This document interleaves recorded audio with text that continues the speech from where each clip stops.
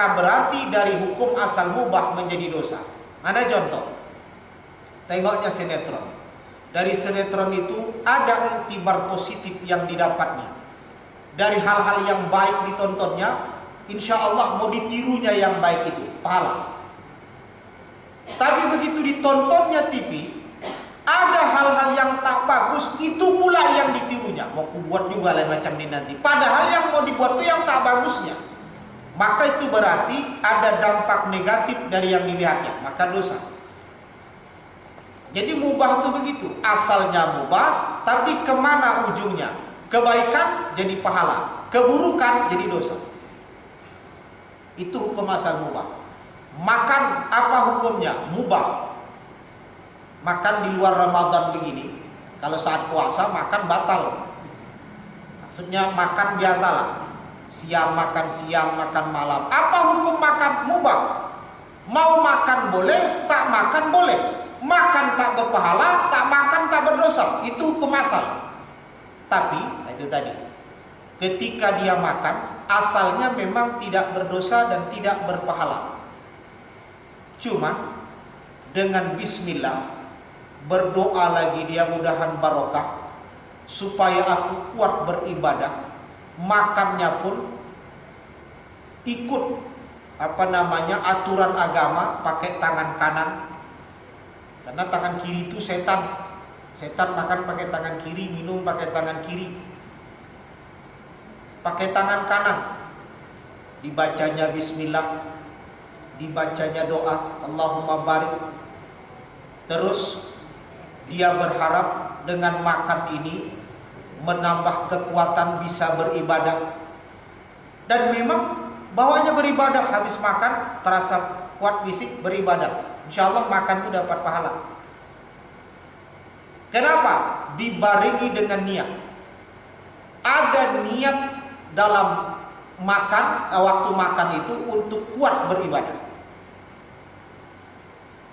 Dibacanya bismillah, dibacanya doa, yang dimakan pun halal.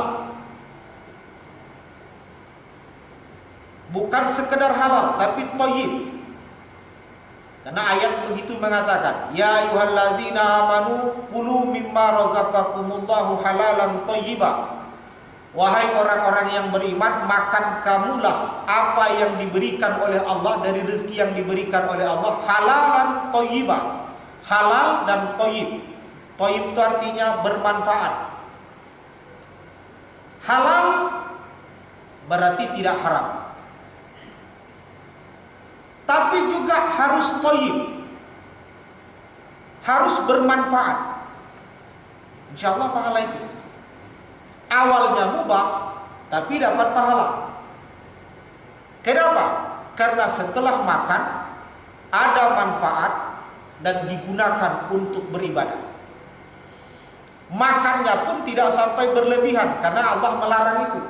Kulu washrabu wa la tusrifu, innallaha yuhibbul musrifin. Makan kamulah dan minum kamulah, tapi jangan berlebihan, karena Allah tak suka dengan berlebihan. Maka ajaran Nabi disampaikan, Nabi mencontohkan makan sebelum lapar, berhenti sebelum kenyang.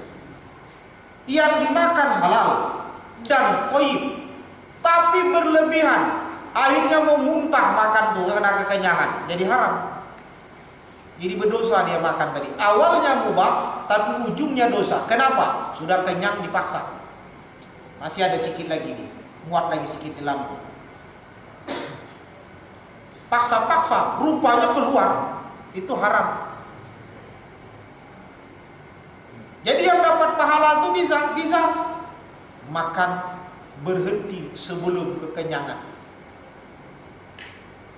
Mencontoh Rasulullah, mengunyahnya pun 22 kali baru ditelan. Awak 3 kali, opor kanan kiri, opor ke dalam langsung masuk. Makanya lain gilingan usus. Kalau bolehlah bangsa solar minyaknya di dalam, kurasa menjerit juga udah mau giling makanan. Cuman untung ciptaan Allah langsung, mesin usus tuh. Nabi itu 22 kali mengunyah. Udah lumat betul baru dimasukkan, sehingga usus tidak beban berat lagi menghancurkan itu. Jadi sebenarnya kalau sekarang ini dengan corona, zurulah kesehatan, makan, kan dikambing hitamkan kelelawar. Waduh, di zaman dulu dimakan orang tuh kelelawar, kok baru sekarang coronanya, kan lucu aja itu. Kan biasalah. Setiap hal yang tak bagus itu dinisbahkan ke binatang, itu biasa. Itu selalu saya sampaikan. Orang menulis jelek yang dibilang tulisan ceker ayam. Apa sangkut pautnya ayam dengan tulisannya jelek? Menulis jelek. Jelek kali macam cakar ayam tulisan kau. Padahal ayam tak pernah menulis, tapi dibilang tulisan jelek macam cakar ayam. Sholat cepat, dibilang patok ayam. Padahal sholat ayam tak pernah sholat. Kok dibilang patok ayam? Di mana salahku, kata ayam? Kok sholat cepat dibilang patok ayam? Pergi kemana-mana tak berselop, tak bersepatu, kaki ayam. Orang memang dari dulu ayam tak pernah pakai sepatu, pakai selop. Kok orang tak bersepatu dibilang kaki ayam? Memang nasib ayam itu terlalu tragis. Itu tuduhan-tuduhan ke situ. Belum lagi yang memang betul dalam fakta. Dari mulai ayam bakar, ayam goreng, ayam penyet, ayam geprek, semua ayam jadi sasaran. Apa salahku, kata ayam? Hah? Macam mana? Nggak. Kalau berdosa kita begitu, tak bisa potong ayam itu. Makanya bersyukur kita binatang itu tak dikasih Allah akal. Kalau boleh dikasih akal, sebelum mau potong awak dipotong orang duluan. Badan lembu itu lah biasa lah besarnya. Daripada kalian memotong aku, bagus kalau pijak-pijak kata lembu itu. Cuman karena dia tak berakal, dengan akal kita bisa kita buat teknik cara untuk menumbangkan dia. Itulah lembu itu badan besar, selalu dia nisbah sikit-sikit lembu kau, kata orang. Agak-agak bodoh sih dibilang lembu. Sikit-sikit agak berantem dikit monyet. Paling puncak babi, itu udah paling tinggi itu. Makanya babi pernah satu ketika sakit hati juga, menurut cerita lucu lah. Ada anekdotnya, cerita lucunya. Kata babi, aku benci kali nengok manusia itu. Sikit-sikit aku disalahkan, sikit-sikit aku disalahkan. Padahal aku tak tahu apa-apa. Memang babi lah manusia itu. Dia pun tak sadar bilang dia babi. Jadi memang selalu ke binatang arahnya. Binatang arahnya. Baik. Kenapa ke situ dia ceritanya?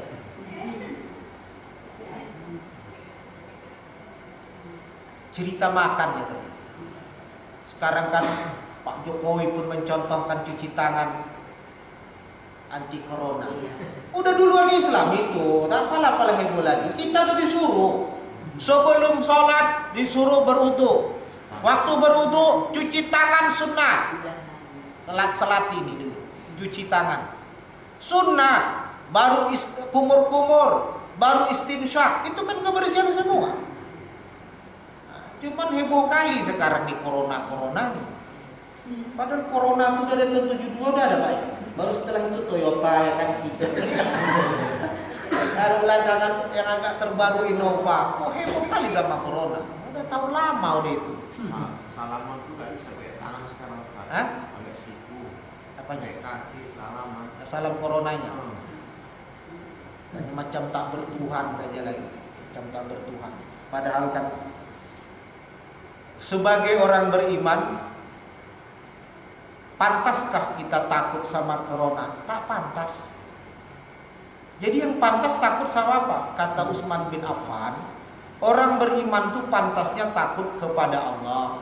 Yang membuat corona itu siapa? Allah. Takuti Allahnya, bukan coronanya. Kalau Allah ditakuti, kita lakukan apa yang diperintah Allah, Allah akan sayang ke kita. Kalau Allah sayang, macam manapun virus disebarnya, tak akan dikenakannya kepada yang disayangnya. Yang kedua, yang layak ditakut itu Ijrail, kata Utsman bin Affan. Macam gajah pun di depan mata, virus corona tuh, kalau Ijrail tak datang amannya itu. Ini persoalannya kan Ijrail datang. Tak pun corona mati juga.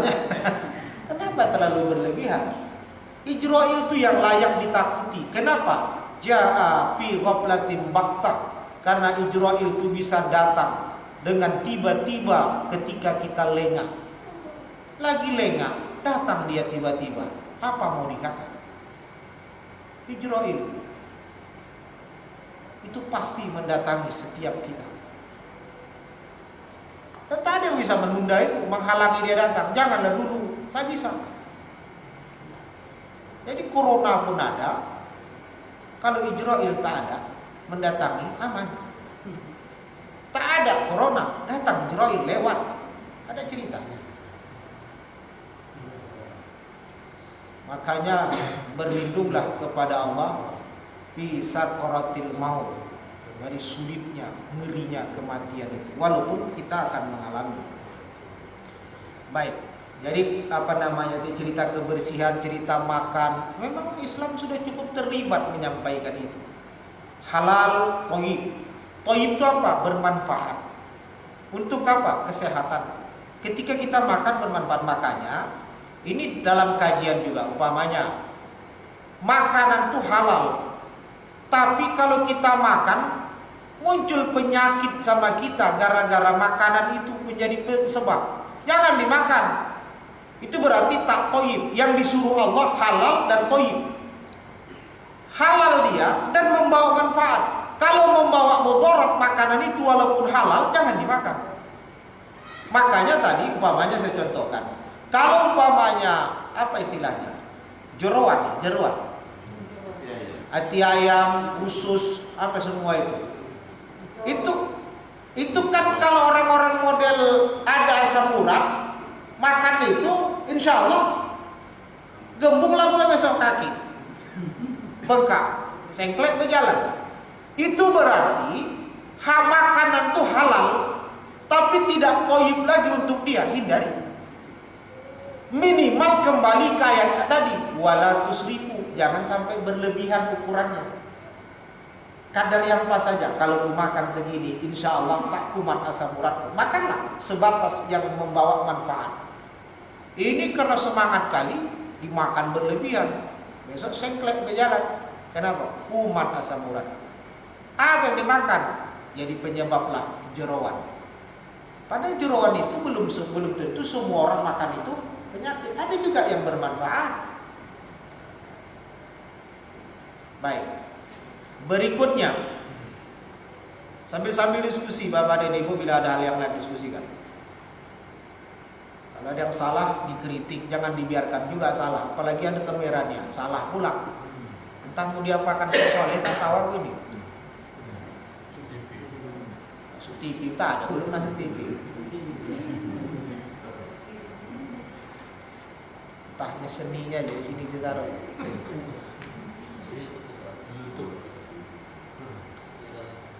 Di YouTube. Paksa lah beli HP baru aku. HP yang lama ini tak ada bisa masuk YouTube gitu. Sunat hukumnya ketika puasa meninggalkan membuang darah. Mana contohnya? Berbekam. Berbekam itu salah satu cara pengobatan Rasul. Itu ada hadis. Dengan cara membuang darah-darah kotor.